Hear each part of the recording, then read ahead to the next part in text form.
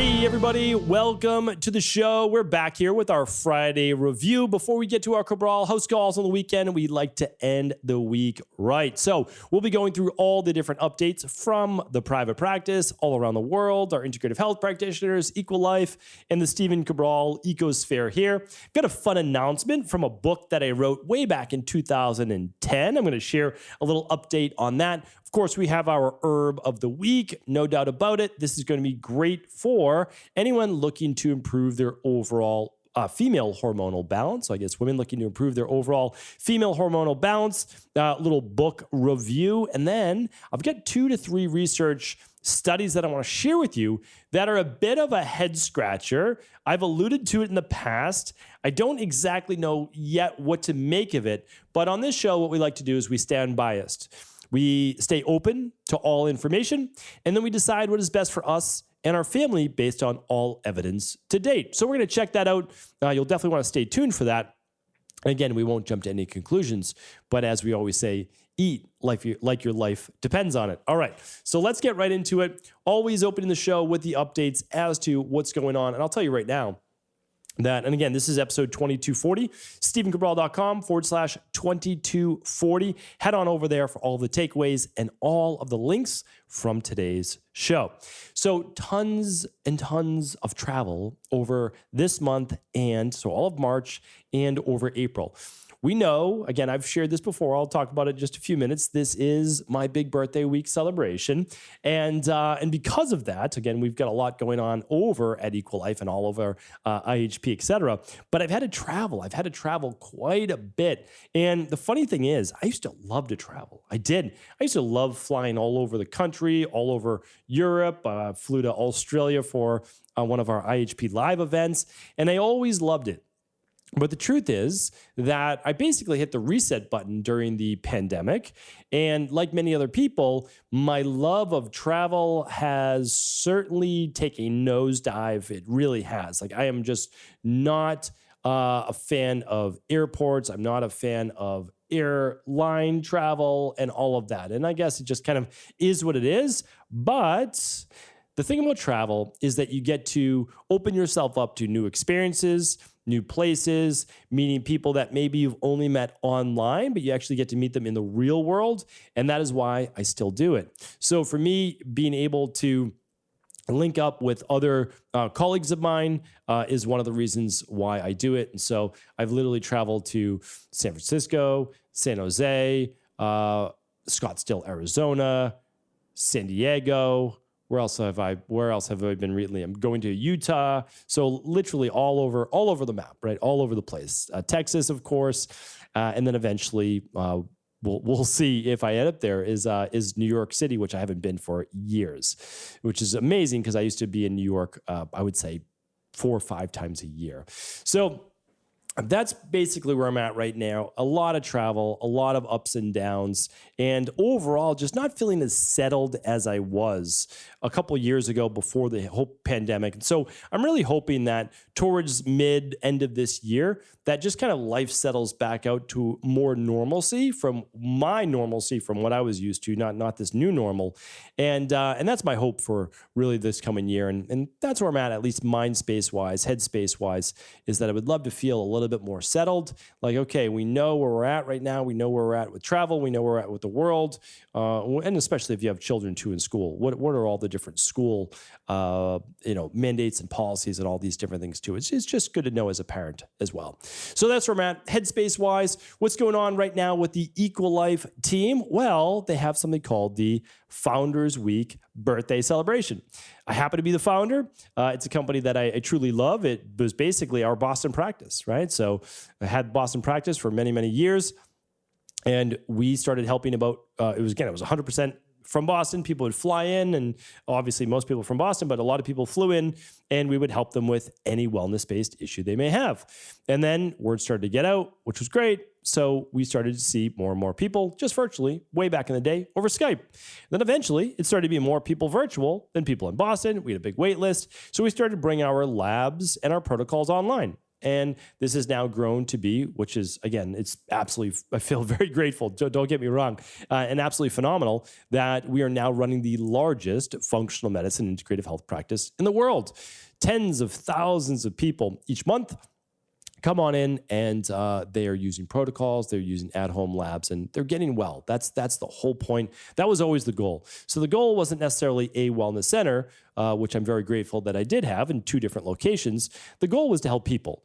And so we went from helping 20,000 client appointments a year, which again is, I would say, a lot, to now, again, even just with the podcast, about helping 100,000 people a day. And so it's really grown, and I'm very, very grateful for that. During this 1 week in March, the Founders Sale, I do love to give deeper discounts on the things I use every day in my life. So you can see essentially the 10 to 12 products I use every single day. Most of them are daily. Some of them I rotate in and out.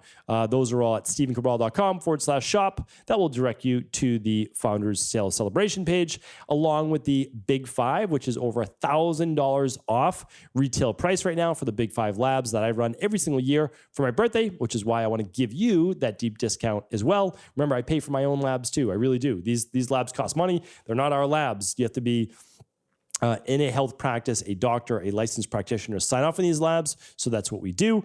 And the starter kit. So for those that don't feel the Big 5 is within their investment ability right now, totally understand. I was there myself as well. And so the starter kit for a couple $100, you can actually get all of your vitamin levels, your mineral levels, your gut testing, heavy metals, and so much more. So again, all the details going on this week while supplies last at stephencabral.com/shop. Check it on out. All right, let's head on over now to the podcast recap for the week. Episode 2236 was our Mindset and Motivation Monday, and it was the best ways to detox your mind. Not to detox your brain, which would be different. That's the organ. We're actually talking about detoxing your mind. Hopefully you tuned into that show. That was 2236. Episode 2237 was moving beyond macros. I really enjoyed teaching that show because I know a lot of people are new to the community and they've heard about if it fits your macros diet. They've heard about, increasing your protein, like all these different things and manipulating your macros. But what most people haven't heard about is micros and why micros may influence and do influence your health to a much larger degree. Episode 2238 was 5 easy allergy tips for spring. I used to be a chronic allergy sufferer. Now I'm allergy free. You can check out all the different tips at stephencabral.com/2238. And yesterday's show on our Training Thursday was 5-minute mini workouts, and are they the future of exercise? They're actually being coined exercise snacking right now, which is kind of a fun name. And that was episode 2239. You can check that out. All right, let's get into now our reviews for the week. A lot of people see me wearing this new band and have been wearing it the last couple of weeks. This should be coming next Friday, all right? So this is a new biometric tracking device. If you've been keeping up with my Instagram stories, I've been talking about it. And I've got some good things to say about it. I really do. I wasn't expecting all that much because I've been using biometric devices for well over 5 years. And I can't wait to share this one with you next week, all right? So it should be out next week. But our fun book review or update from a book that I wrote in 2010, I don't even have a copy in this office right now, is called A Man's Guide to Muscle and Strength. Now, A Man's Guide to Muscle and Strength, when I was writing this book, and again, I was young writing this book, I was writing it in 2009, finished it in 2010, and I wrote it for the publisher Human Kinetics. And really enjoying my time as a nutritionist, personal trainer, strength and conditioning specialist, et cetera, et cetera. And I wrote this book because I wanted to have a year's worth of workouts that was basically my best stuff. These are the workouts that really work. They work for tens of thousands of clients, and I wanted to share that with people. And so Human Kinetics approached me, and they said, would you like to write a book on this? I said, yes. I didn't know that they're going to title it A Man's Guide for Muscle and Strength. It's for both men and women, but again, as publishers, they get to choose whatever they want. I was very new to the game, and so we'll just say, in terms of a book deal, I was taken advantage of to a great degree. This is funny because it's not really that funny, but I learned a lot. And from that book, we sold, and this is a lot for a fitness book, for a niche fitness book, over 25,000 copies within the first year or so, which is great. Happy with that. A lot of people benefiting from it.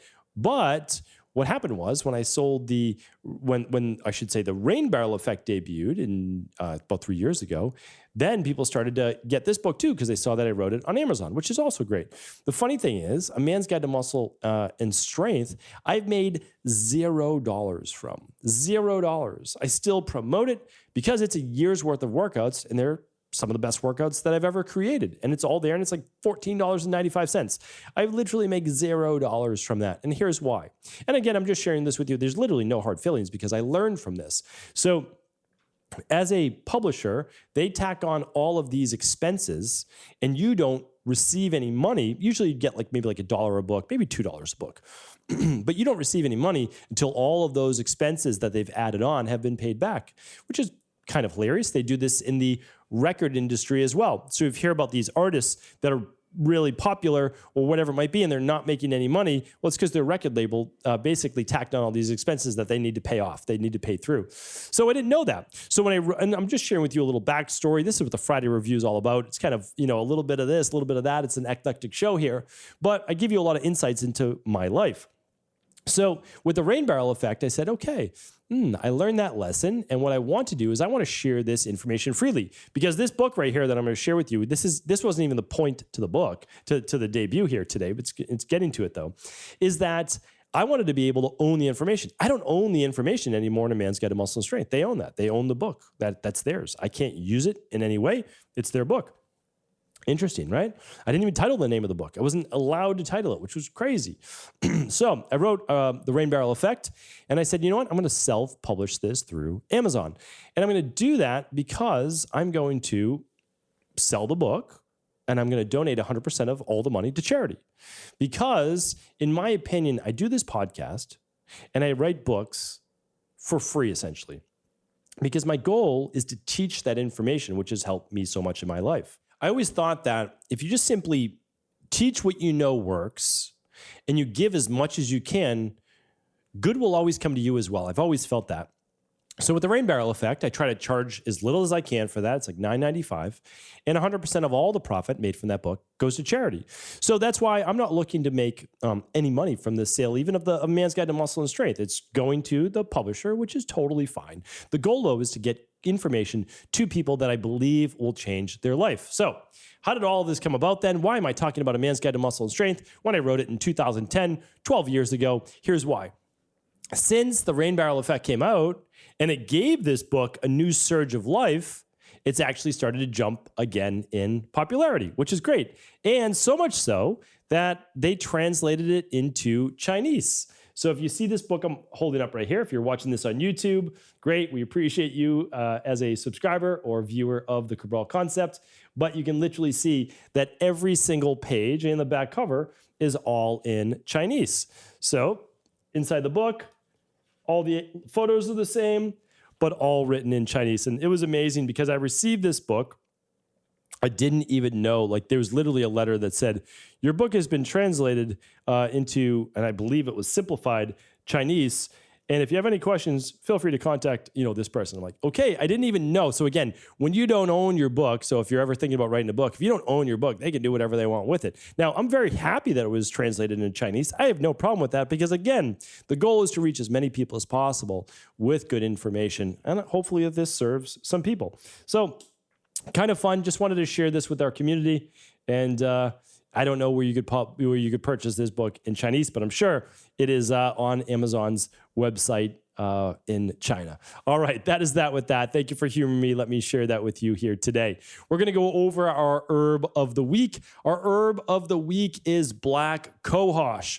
Black cohosh is something that we've been using in our practice now for about a decade. It's used in both Ayurvedic medicine as well as traditional Chinese medicine, and it is used for typically female hormones. One of the reasons why it's used with female hormones is because it does have phytoestrogenic properties. That means that it can actually help to boost, as I would say, an exogenous form of estrogen when you put in the body. So it doesn't necessarily increase your own estrogen levels. However, it actually can bind to estrogen receptors and help women who have lower levels of estrogen. So they might be going through menopause, went through menopause, or have low sex hormones due to high levels of stress, etc. So this product has been extensively studied. Black cohosh is an herb that's been studied for PCOS. It's been studied for infertility. It's been studied for hot flashes. It has been studied for low mood, depression, menopause symptoms. What else? I said PCOS, for fibroids, for premenstrual syndrome, for premenstrual dysphoric disorder, from menstrual cycle dysregulation. It can help improve overall sleep, not just because of the hot flashes or nighttime evening sweats, but also with overall calming of the central nervous system, and may also help with weight. But one of the most interesting things that I found about black cohosh is that it's more like an adaptogen than it is a phytoestrogen. And here's why. Black cohosh is often used even in progesterone support products because black cohosh can actually increase estrogen. So basically like receptor sites, it can act as a phytoestrogen in some parts of the body, but decrease estrogen sensitivity in other parts of the body. So pretty amazing. Again, nature still is trying to teach us so much. We have to continue to listen, continue to study. But this is a product that I've been using, again, in my practice for quite some time. We use it in our product called Estrogen Support right now. Many women using that to boost estrogen levels, whether it be premenopause, perimenopause, or postmenopause, to get benefits from that. So that is our herb of the week. If you want to check out all the details on black cohosh, I'll link up a couple of studies here today, episode 2240. And I can't link up the nutritional supplement, but you can always search that at stevencabral.com/shop and just type in estrogen support. All right, we've got 3 studies for the day. Again, I wanted to bring these to you. We're going to keep an open mind here. Because this, again, let me just preface it with this. So I've been vegan multiple times in my life, not just for a couple weeks, but many months at a time. And I did that for spiritual reasons. I did it for health reasons. I did it to learn more about it through self-experimentation. And although I am predominantly plant-based, meaning I am plant-based all day long until dinner. And then at dinner, I have some type of either meat or poultry or wild fish or eggs once a week. And sometimes it's a vegan-based dinner as well. So I'm predominantly plant-based. However, I do eat some red meat. And I'm never said that I don't. I just choose healthy versions of it. I support local farmers locally, and we get grass-fed, grass-finished beef. One of the ones that we're doing right now is actually organ meat. I'll talk about that more in the future. And that has some of the organs, about 20% ground in with the grass-fed beef, and we can make burgers out of that. We can make meatballs out of it. We can make taco meat out of it. And my daughters don't even know it's in there, and that's a great way for them to get a little bit of organ meat in there too, which is very nutritious for the body. Of course, we do some pastured chicken. We do wild fish, really easy. But today is on red meat. So again, I wanted to say that. I want to preface that because I do eat some red meat. There's no doubt about it. But again, as much as that I enjoy red meat, I feel good when I eat it. The problem is there's just so many studies showing the potential issues along with eating red meat. Now, most of it, because I've dug deep on this, I really have, because what happens is this is most people in the industry. And again, I just want us, if you're a health practitioner out there, I want us to be honest with ourselves, because there's so much research that says it's a risk. Let's just put it that way. It's a risk to eat a lot of red meat.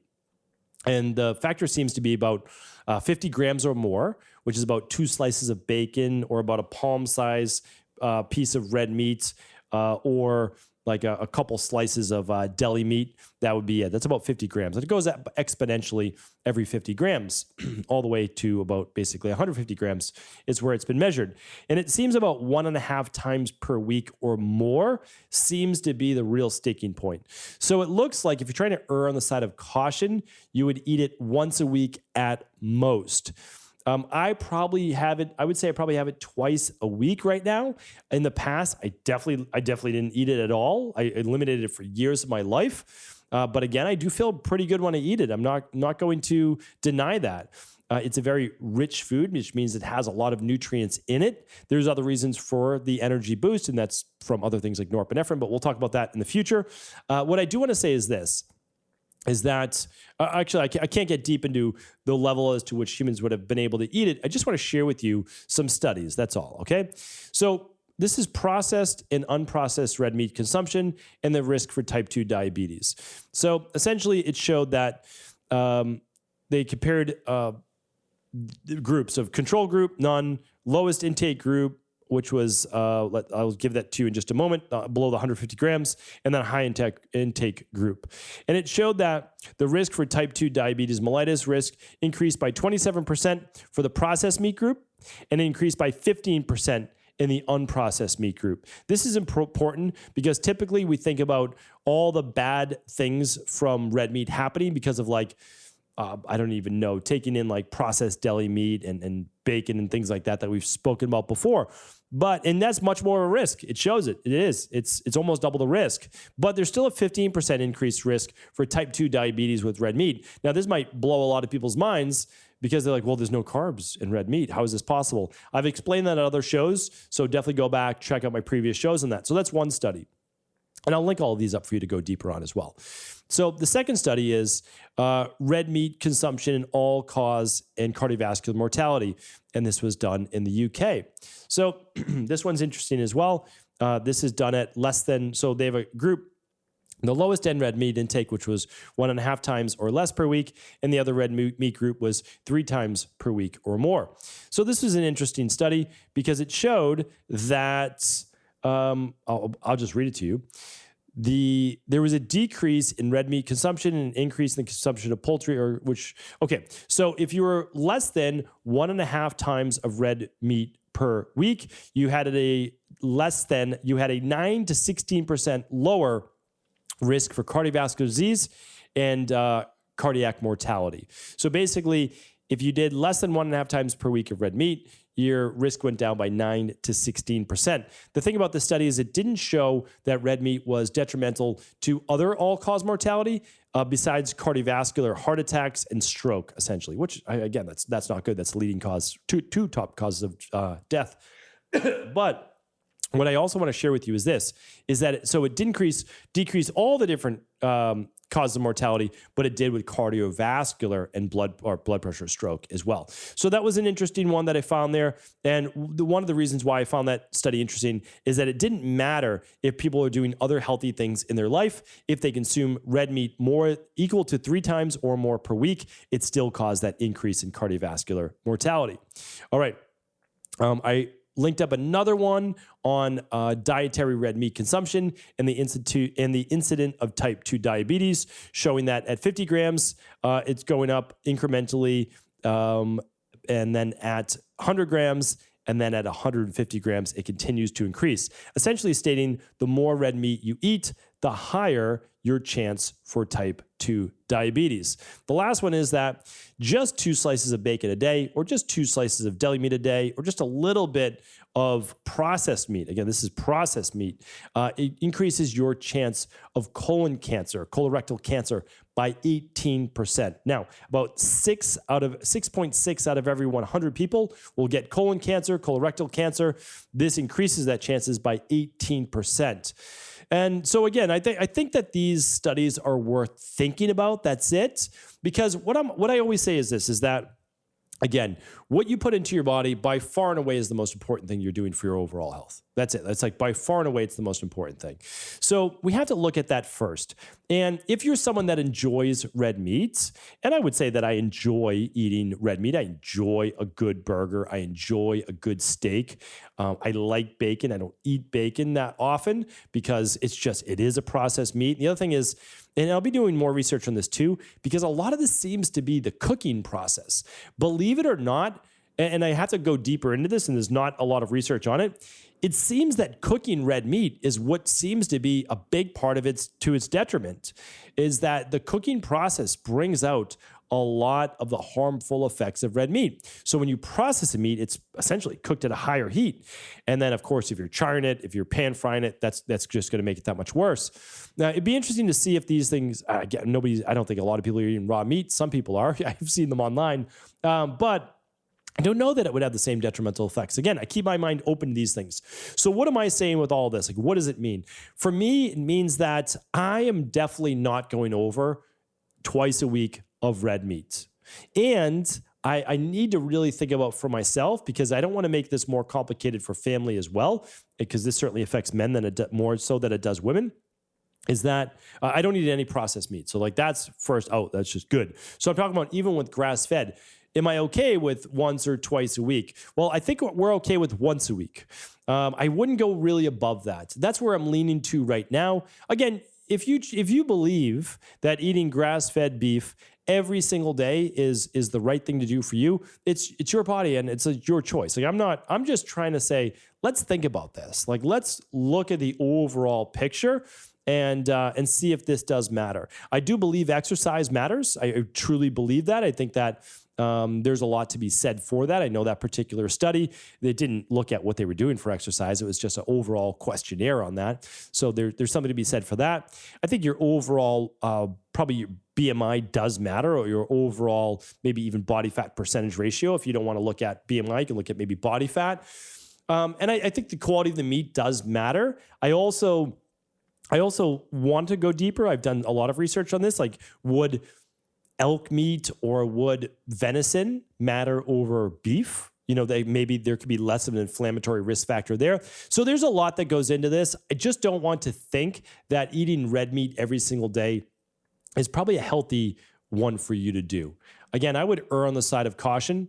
I would make a bet like your life depends on it. And there's a whole lot of research that shows that as you start to go above 1.5 times per week, there could be a real cost-benefit ratio there. So hopefully today's podcast got you thinking. That's the goal. Let me know in the comments what you think. I am open again to hearing all sides of the argument. I am here just like you. We're all learning along the way, and hopefully I've been able to share a few helpful tips. If I have, feel free to share them by sending the link, stephencabral.com/2240. Take care, everyone, and I'll talk with you tomorrow on the Cabral House Calls.